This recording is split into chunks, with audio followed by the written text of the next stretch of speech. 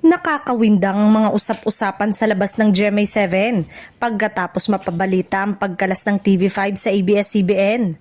Naglabas na nga ng statement ang ABS-CBN kaugnay sa desisyong ito at ang isa sa pinag-uusapan ang sinasabi sa statement ng ABS-CBN na "We know we have obligations to fulfill and we're working as hard as we can to honor them. But whatever happens, our service to you will continue.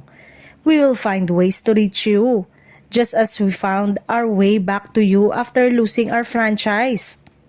Usap-usapan lamang yon na pwede namang mangyari dahil hindi pa nagpapakita ng magandang performance sa ratings ang Sunday show ng kapuso na All Out Sundays. Posible kayang ang ASAP na ang ipapalit? Kung mangyayari yon, paano na ngayon ang mga artista ng GMA7?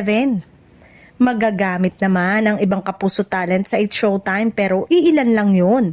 Kaya ewan lang kung magkakatotoo itong usap-usapang pag-ere ng ASAP sa GMA7.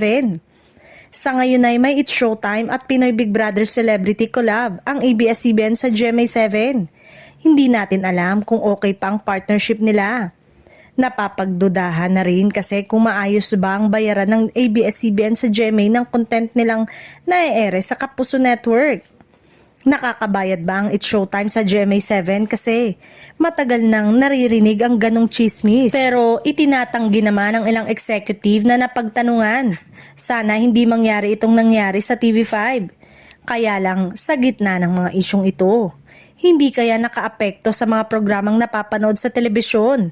Ang baba pa naman ang viewership ngayon ng TV dahil mukhang nasa telepono na at streaming na nanonood ang karamihan.